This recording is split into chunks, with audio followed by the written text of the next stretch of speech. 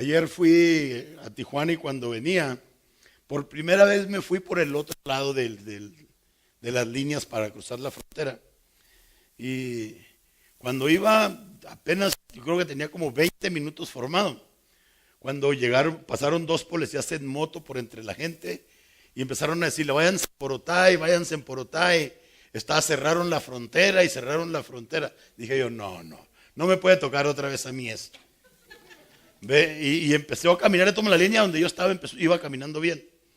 Cuando ya llegué a donde estaba lo del escándalo, es que había una amenaza de bomba, pues. ¿Ve? Y habían bajado, obvio que no devolvieron los carros, sacaron a la gente y las personas las hicieron para un lado y estaba así de policías y bomberos de México. Y por el otro lado, así de policías y bomberos de este lado. ¿Y qué están haciendo? Estamos esperando que lleguen los especialistas en bombas. Y hasta que no llegó un equipo especial, vestidos de una manera especial, se acercaron a la maleta que les habían dejado. Yo no sé, yo no la alcanzaba a ver. Pero también hay especialistas en bombas. Ve, gente que se dedica, tiene una especialidad en lidiar con ese tipo de artefactos. ¿Sabes qué es lo que nunca he encontrado? Por más que miré en las tarjetas y en los anuncios y en las páginas amarillas. Es más, busqué en la internet. Para la única cosa que no hay especialistas es para lo imposible. Si yo le tuviera que hacer una tarjeta de presentación a Dios, si yo tuviera que hacer este día una tarjeta de presentación al que yo sirvo y me iba a poner ahí mi nombre, iba a decir al Dios de los imposibles. Nosotros servimos al Dios de los imposibles. El Dios que actúa cuando ya nosotros no podemos hacer nada y hace posible lo que el hombre no es posible. Él hace que pase lo que el hombre ya no puede hacer que pase. Ahí donde ya no hay solución, ahí es cuando entra nuestro Dios y hace que las cosas pasen. Pero fíjate bien lo que te voy a decir, no es hasta que nosotros reconocemos que ya no hay salida. Hasta que el ser humano reconoce que ya no se puede. Entonces Dios actúa. Cuando tú miras los grandes milagros en la Biblia, tú vas a encontrar que Dios no actuó hasta que la persona ya no tenía para dónde. Pero si yo hiciera una tarjeta, ¿a quién sirvo? Yo voy a ponerle, yo sirvo al Dios especialista en lo imposible. Desde el principio Él se identifica de esta manera. Desde cuando tú abres la Biblia. Cuando tú abres la Biblia en el libro de Génesis, Él dice, en el principio creó Dios los cielos y la tierra. ¿Quién podría hacer los cielos y la tierra? Eso es imposible. Mi Dios hizo los cielos y la tierra. En el último libro de la Biblia, Él se identifica plenamente. En Apocalipsis capítulo 1, verso 8, dice, yo soy el alfa y la omega. Principio y fin, dice el Señor, el que es y el que era y el que ha de venir, ¿el qué? El todopoderoso, en el español del Valle, dice el que todo lo puede. Y si lo pudiéramos parafrasear de alguna manera, yo soy el Dios de los imposibles. No hay nada en el mundo que nuestro Dios no pueda hacer. Nada en el mundo hay que nuestro Dios no pueda hacer.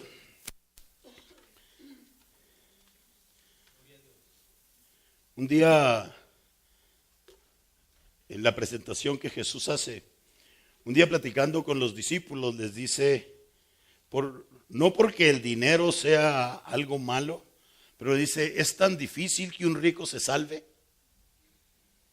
Solo los de aquí de Gemet y San Jacinto y el Valle Este, porque puros ricos tengo aquí en esta iglesia.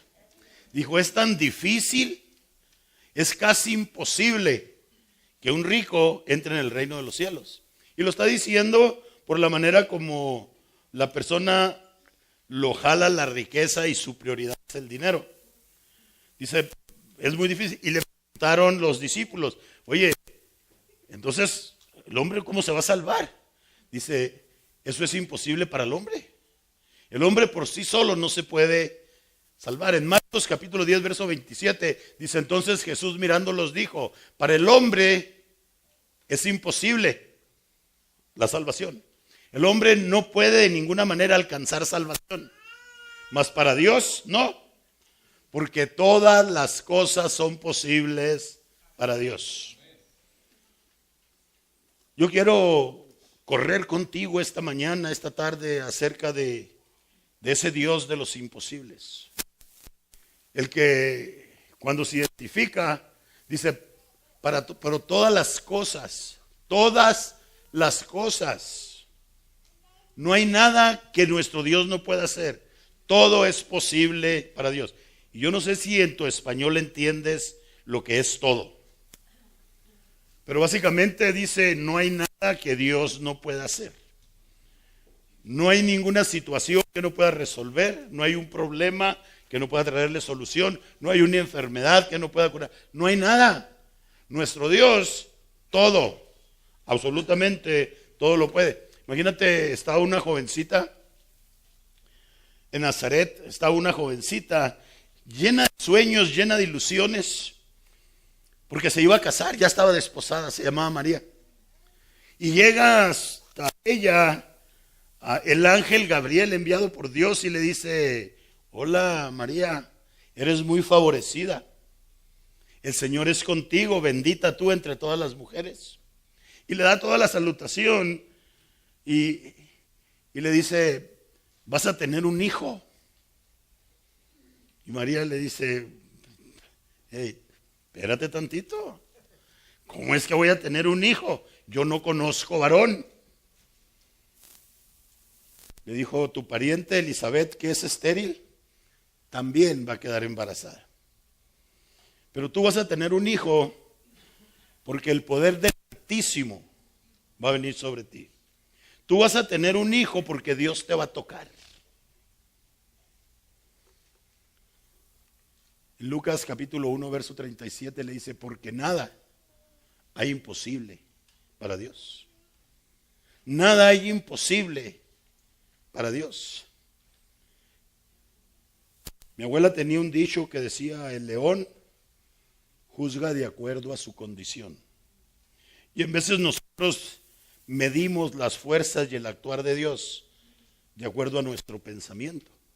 No es así. Nuestro Dios es el Dios de los imposibles. No hay nada que Él no pueda hacer. No hay nada que se salga de sus manos. Todo es posible para Dios. Pero Dios comienza cuando nosotros totalmente nos damos cuenta que es nada que podamos hacer. Cuando ya nosotros no podemos hacer absolutamente nada. ¿Por qué? Es que ya nos conoce. Ya nos conoce. Si Dios me sana, voy a decir: ahora sí hizo efecto la aspirina. Si Dios me abre las puertas para un trabajo, vamos a decir: vaya, ya me tocaba. Y con mucha facilidad los hombres tendemos a no darle la gloria a nuestro Dios. Y luego andamos buscando el milagro en lugar del hacedor de milagros. Nuestro Dios es el Dios de los imposibles. Es el Dios de los imposibles. Había en Ur de los Caldeos, allá 4000 años atrás, una pareja. El hombre totalmente enamorado, la mujer totalmente enamorada, pero tenían un problema. Ella salió estéril. Y en nuestro tiempo, pues no es mucho problema. Es más, en nuestro tiempo hay muchos matrimonios que ni quieren tener hijos. En nuestro tiempo la mujer, muchas mujeres para cuidar su cuerpo, andan alquilando un vientre. Hay que el chamaco lo pongan adentro de otra mujer. En nuestro tiempo no es tanto el asunto de que una mujer sea estéril, afecta. Pero en el tiempo de Abraham y de Sara, que tu mujer estuviera estéril, era una desgracia mayor. Era una desgracia, una deshonra. Eras como si estás apestado, porque se decía que la mujer estéril era una maldición de Dios. En nuestro tiempo no. En nuestro tiempo se entienden las cosas. Y aquel amor que había en aquella pareja, obvio, eran seres humanos. Tuvo que haber ciertas fricciones. Abraham anhelando un hijo. Y esta no me lo puede dar. Yo no tengo un hijo a causa de esta. Y luego Sara, la culpa. No puedo tener hijos. Y un día llega Abraham y le dice, ¿sabes que me habló el Dios desconocido? ¿Cuál Dios desconocido? El Dios que nadie conoce. Me dijo que me fuera y que nos iba a bendecir grandemente con mucha familia. Así es que vámonos, y se fueron. Sara había sido estéril toda su juventud. No había algo que Sara deseara más que tener el privilegio de ser mamá. Sara se desvivía por ser mamá. Abraham, por ser papá, no tenía hijos. Cuando Sara tenía 89 años, oye, imagínate, si a los 20 no pudo tener hijos, a los 30 no pudo tener hijos, a los 40 y arrastrando la cobija, no pudo tener hijos. Y viene el ángel de Dios y le dice, dentro de un año vas a tener un niño. No, pues se rió, dijo, ¿y cómo se llaman mis días desde cuándo que se pasaron? Pero yo te estoy hablando del Dios al que nosotros servimos, el Dios de los imposibles, el Dios de cuando a ti ya se te acabó la esperanza, cuando se te acabaron las fuerzas para seguir luchando, cuando se te acabó la ilusión, cuando ya te entregaste porque las cosas no tienen remedio, entonces Él actúa. Y lo que es imposible para el hombre es posible para Dios. Génesis capítulo 21, verso 2, dice, Sara quedó embarazada y le dio un hijo a Abraham en su vejez. Esto sucedió en el tiempo anunciado por Dios. Yo no sé si aquí tenemos alguna mujer de 90 años. Pero imagínate a la mamá de 90 o a tu abuela de 90 con la barriguita y la bata de maternidad. Imagínatela cambiando los papeles y en la noche, ya sin dientes. Es que para Dios nada hay imposible. ¿Cuántas cosas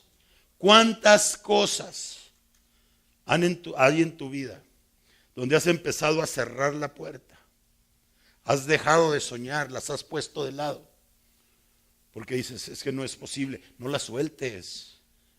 No sueltes al hijo. No sueltes la economía, no sueltes tu matrimonio, no sueltes tus sueños, porque nuestro Dios es el Dios de los imposibles. 90 años tenía Sara cuando dio a luz. 100 años estaba cumpliendo Abraham cuando nació su hijo primogénito.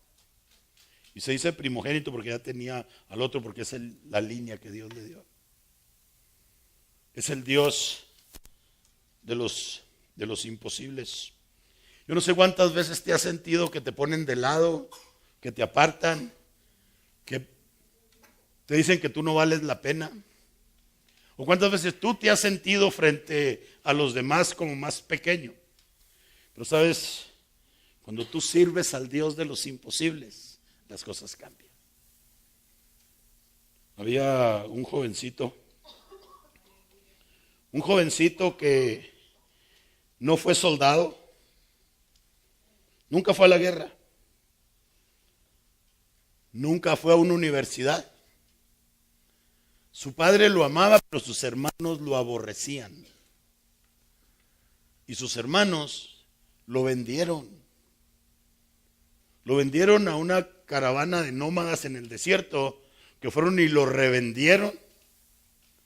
Y le fue tan mal en la vida que estaba en una cárcel. Y de la cárcel lo sacó el faraón de Egipto, porque tenía de parte de Dios ese privilegio, ese pequeño privilegio de que cuando alguien soñaba algo y venía de parte de Dios, no cualquier sueño, no todos los sueños vienen de Dios. La mayoría de los sueños no vienen de Dios. Pero cuando el sueño venía de Dios, él lo podía interpretar. Y en la cárcel le interpretó el sueño a dos que Faraón había puesto. Le dijo: a ti te van a ahorcar y a ti te van a restaurar en tu posición. Digo, cuando te restauren en tu posición, acuérdate de mí. Y el que restauraron se acordó tanto que pasaron como 2 años, 3 años. Cuando Faraón empezó a tener una serie de sueños repetidos. Así los sueños de Dios son repetidos. Nadie se los podía decir y que se acuerda. Y es que en la cárcel hay un mequetrefe, chamaco. Dice, pero a mí me adivinó lo que soñé. A mí me adivinó lo que soñé. A lo mejor, Señor, si lo trae, a lo mejor le adivina el sueño que usted ha tenido y que nadie le ha podido decir. Y en su desesperación, desconcierto, pregunta, ¿Faraón lo mandó traer? Y le dijo, mira, el sueño que has estado teniendo es una iluminación del Dios creador del mundo. Y te está diciendo que va a haber 7 años de abundancia. Pero luego las otras cosas, las vacas flacas y las espigas flacas que miras, no es otra cosa que 7 años de dolor, de sequía.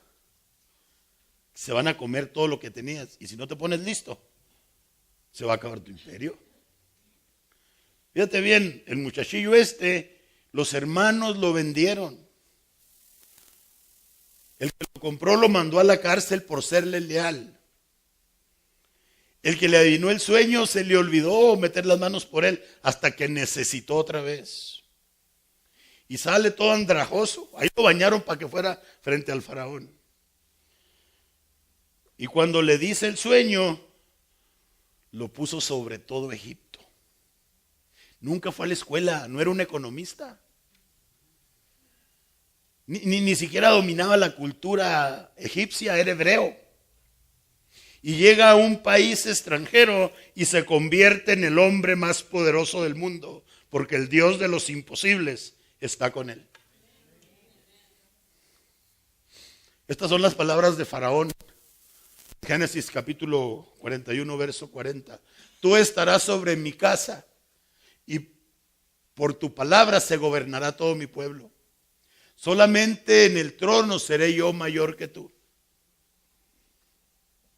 Solamente cuando yo esté sentado en el trono, mi palabra va a tener más autoridad que la tuya. Ya te lo voy a parafrasear. Dijo, tú vas a estar sobre todo lo mío. Tú vas a ser el jefe de todo. Egipto era los Estados Unidos. Bueno, ya no sé si decir los Estados Unidos o la China. Pero era la potencia mundial, pues. Era el país dominante. Dijo, tú vas a ser el que vas a gobernar todo. Por tu palabra, lo que tú digas es ley.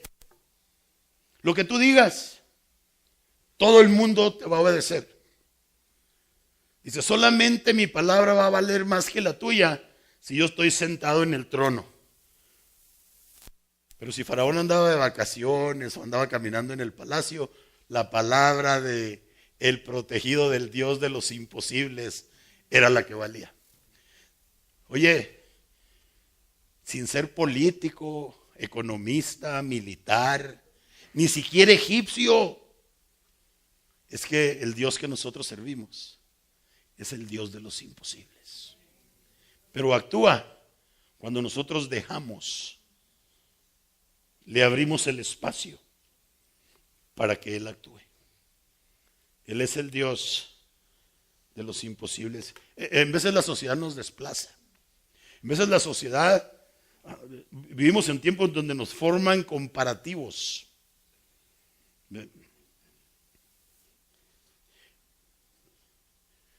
Miramos una persona con una buena figura y la queremos todos.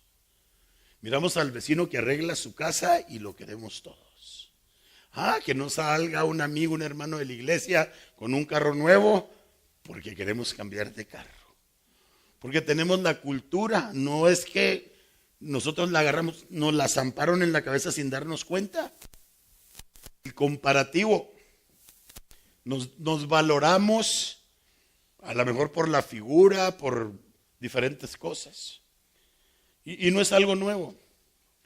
Una vez el pueblo de Israel le dijo al último de los jueces, al profeta Samuel, le dijo, ya no queremos que nos gobiernen jueces.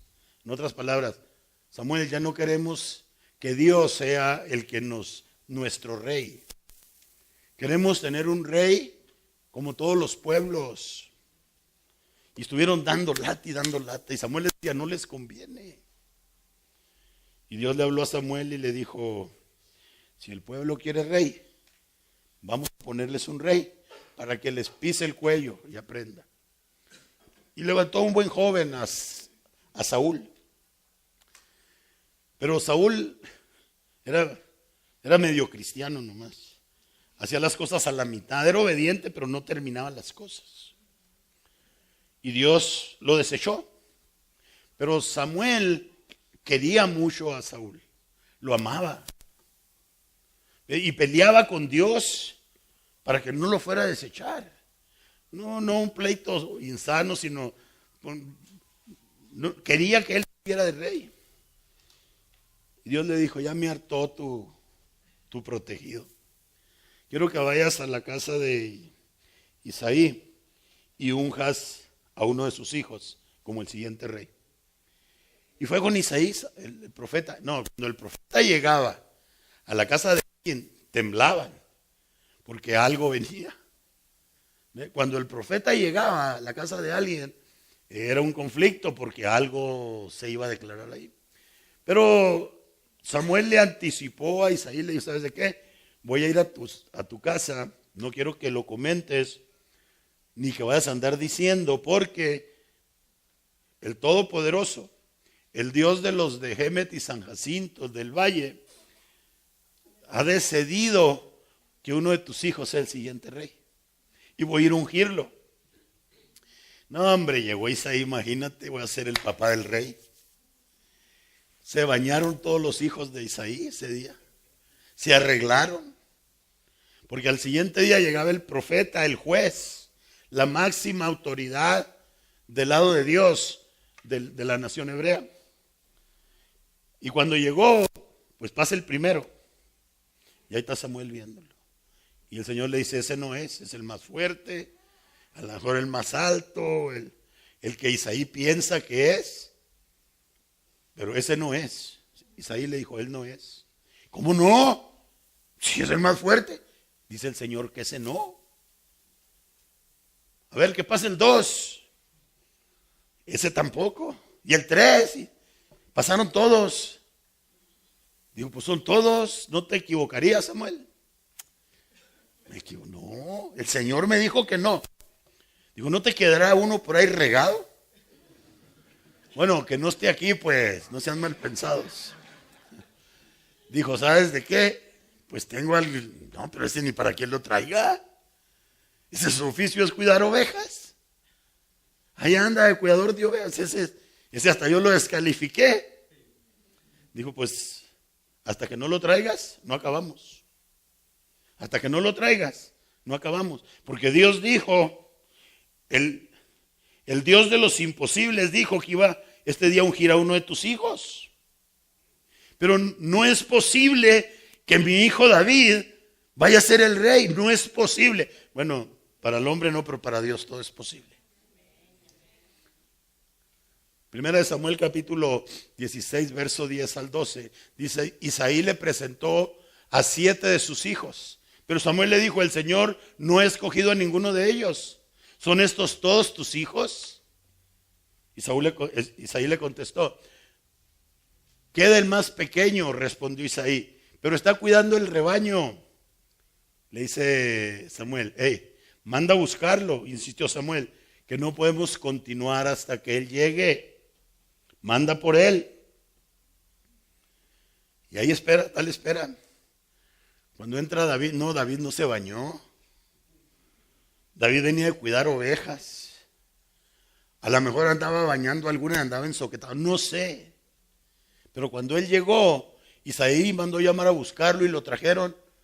Era buen mozo, trigueño y de buena presencia. El Señor le dijo a Samuel, este es, levántate y úngelo. Lo que a quien el mundo desecha, Dios no. Vivimos en tiempos donde a lo mejor, no sé si decirlo o no decirlo, pero lo voy a decir. Tengo un problema cultural que me ha molestado siempre. Yo no puedo decir que yo he sentido la discriminación en nuestro país, jamás. Pero he mirado la manera aquí en Hemet, el concepto de cómo tienen al hispano. Y lo he mirado en los pastores anglosajones del área.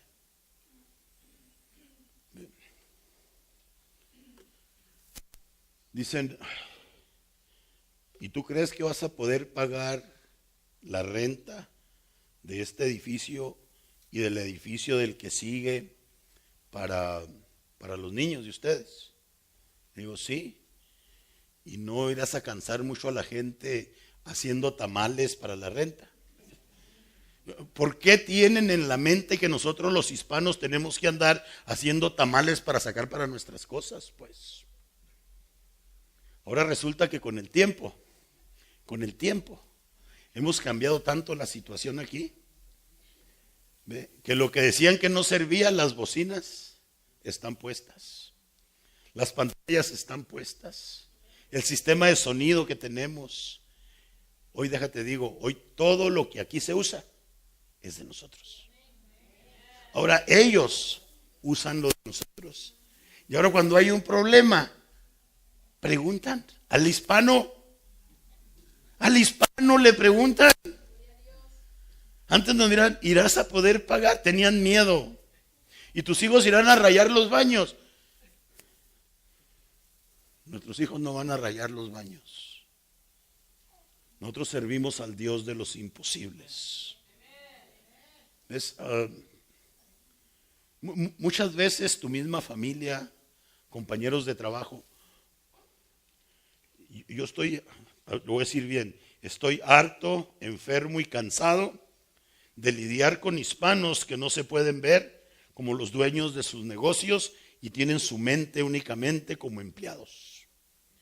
Hermano, cuando servimos al Dios de los imposibles, Él abre puertas. ¿Y quién iba a decir? Si ni los hermanos, ni el papá de David, lo podía mirar en una posición. Pero el Dios de los imposibles dijo, Él va a ser. Y cuando tú aprendes la historia, jamás hubo un rey que llevara a la nación de Israel a su máximo esplendor más que David. Su hijo Salomón, a pesar de la riqueza y la sabiduría, lo empezó a acabar, a menguar.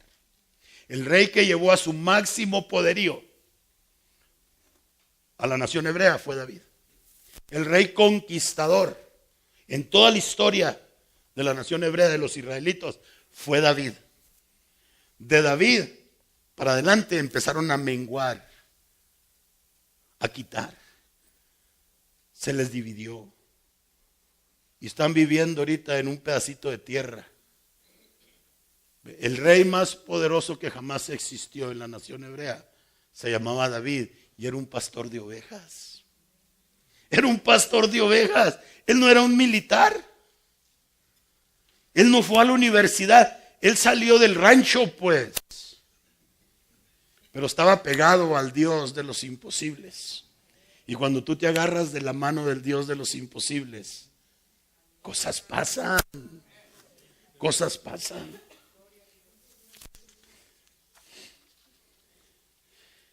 La especialidad de nuestro Dios en sanidades. En sanidades. Un día salía Jesús de una aldea y había 2 personas ciegas. Eran ciegos de toda la vida. Ellos ya no iban con el oculista, no había oculista, pero ya no iban con el médico. Ellos ya se levantaban en la mañana y ya no soñaban. con poder ver, ya no vemos. Ellos ya su sueño, su ilusión era que alguien los llevara a mendigar al camino. Y su sueño y su esperanza del día es que pasara bastante gente a ver cuánto recogían. Ellos ya se habían entregado a su ceguera. Y un día que pasó Jesús empezaron a gritar. Ellos se dieron cuenta de lo que nosotros sabemos. Si alguien tiene el poder para abrir nuestros ojos, se llama Jesús de Nazaret. No, hombre, cuando vieron que era Jesús, se quedaron roncos como yo. Empezaron a gritar y a clamar. La gente se les echó encima.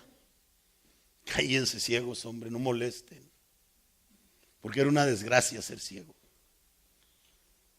Sin embargo, Jesús los llamó. Mateo capítulo 17, verso 32, 34. Jesús se detuvo y los llamó. ¿Qué quieren que haga por ustedes? ¿Qué quieres que haga por ti? Señor, queremos recibir la vista. Jesús se compadeció de ellos y les tocó los ojos. Al instante recobraron la vista y le siguieron. Ese es el Dios de los imposibles.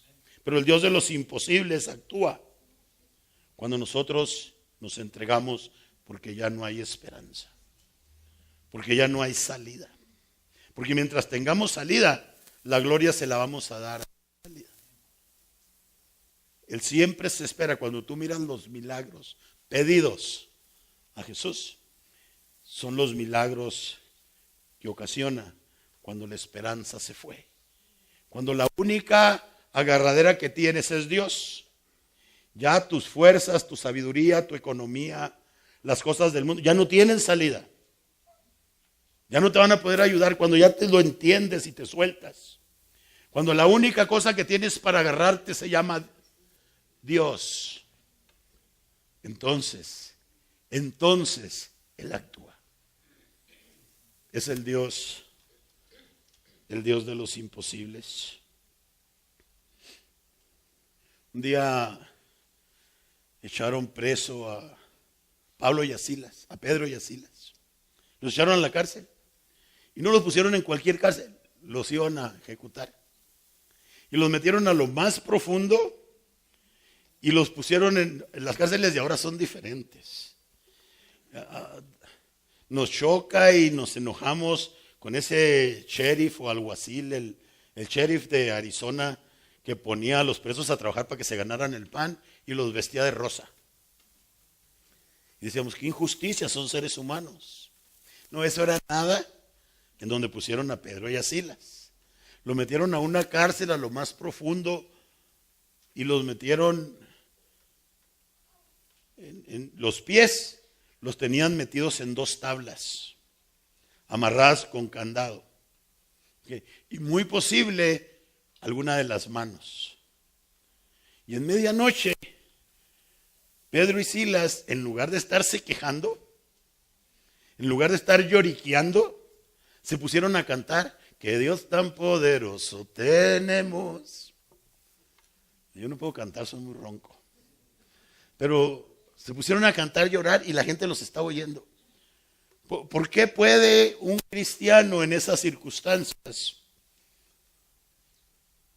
en lugar de estar llorando y desesperado, por qué cantaban? Un día, era una Navidad, andábamos a las carreras para lo de la cena del 24 de diciembre, cuando me llamaron que la ambulancia se estaba llevando a mi mamá. Se la llevaron al Kaiser en Riverside y fui a verla. ¿Qué te pasó? Dijo el doctor, está muy mala. Y todo el día estuvimos ahí con ella. Como a las 7 de la tarde dijo el doctor, ¿sabes de qué? Tu mamá necesita ser operada. Le dije, ¿y luego? Dijo, no, es que no aguanta. Mira, no aguanta, no tiene fuerzas. Bueno, y si no lo operas, no amanece.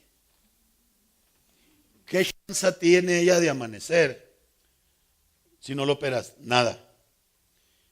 Y de que despierte de la anestesia y la operación sea buena, entre un 4 y un 5%. Tú tomas la decisión. Le dije, echa el papel, espérala. De perdida, si se va a ir dormida. No se va a ir con los dolores que tiene. Y fui con mi mamá a decirle, madre, te van a meter a operar ahorita, acabo de firmar los papeles, la situación tuya es muy delicada, tengo dos noticias, una buena y una mala, ¿cuál quieres? Ay, dijo mi mamá, pues dame la buena, a ver si me aliviano un poquito, dijo. Bueno, la buena es que cuando abras los ojos, hay un 95% de posibilidades de que vas a ver a Cristo. Ah, dijo, ¿me estás diciendo entonces? Le dije, sí. Y si esa es la buena, me dijo mi madre, entonces la mala. Bueno, la mala es que hay un 4 o un 5% de posibilidades que me vuelvas a ver a mí. ¿Sí entendiste? Cuando tú sabes a dónde vas, cuando tú sabes que tu futuro eterno está en las manos del Dios de los imposibles, el apóstol Pablo decía, para mí, el morir es Cristo.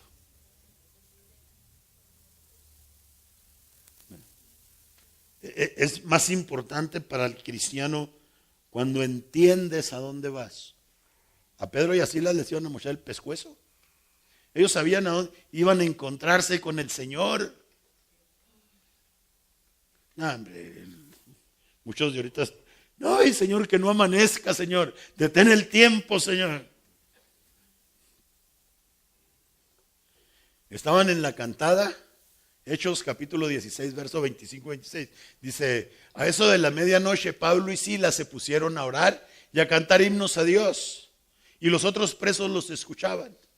De repente, se produjo un terremoto tan fuerte que la cárcel se estremeció hasta sus cimientos. Al instante se abrieron todas las puertas y a los presos se les soltaron las cadenas. Oye, a mí me anima mucho esto porque yo no sé si tú te has sentido en un callejón sin salida. Cuando dices, ¿y ahora qué voy a hacer? ¿Y ahora qué voy a hacer? ¿Ahora para dónde le doy? Y yo me acuerdo de los que estaban en la cárcel. Estaban en la cárcel y Dios hizo camino, Dios les abrió la puerta. Dios les ayudó a que salieran. En veces nos sentimos acorralados.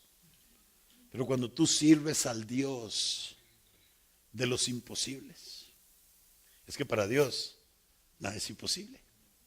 Y lo que nosotros no podemos ver para Él es nada, nada. Pudieron salir. Como tantas veces tú y yo vamos a poder salir o hemos podido salir de nuestras circunstancias. Es más, una de las cosas, ahorita, mi canal favorito es mirar la bolsa de valores y las noticias. Y así como un tiempo se infló la propiedad, hay una cierta inflación en las bolsas de valor, en la bolsa de valores. Y se habla de que se va a reventar y va a ser un caos.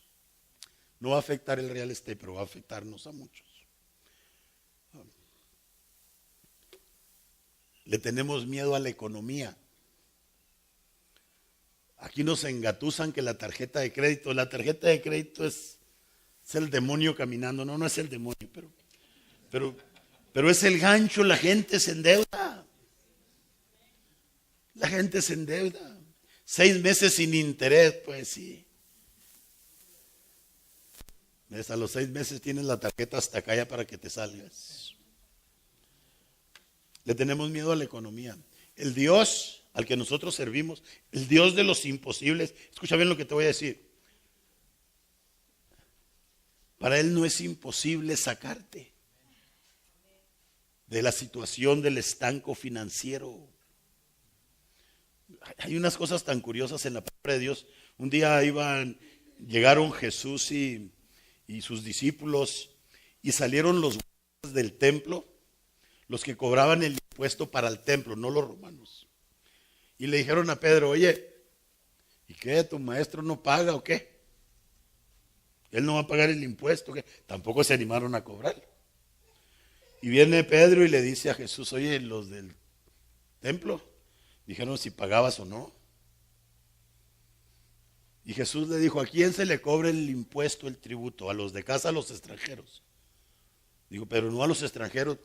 ¿Por qué no lo quieren cobrar a nosotros? ¿Por qué me lo quieren cobrar a mí si yo soy el del templo? Digo, pero para que no haya escándalo. Y le dijo la cosa más increíble para tener dinero que tú jamás hayas escuchado. La cosa más increíble. Pero es que para el Dios que nosotros servimos, Él es el Dios de los increíbles. Mateo capítulo 17, verso 27 le dijo, pero para no escandalizar a esa gente, ve al lago y eche el anzuelo. Saca el primer pez que piques. Pues hasta ahí vamos bien. Véndelo en el mercado y ven y paga el impuesto. Pero no le dijo eso. Ábrele la boca y encontrarás una moneda. Come on. ¿Cómo voy a ir a pescar y el pez que agarre va a tener ahí lo del impuesto? Ve al lago, tira el anzuelo, al pez que saques, ábrele la boca y vas a encontrar una moneda. Tómala y dásela a ellos por mi impuesto y por el tuyo. A veces necesitas tener un conocimiento grande de quién es Jesús, de su señorío sobre todo el universo, para poder asimilar algo como esto.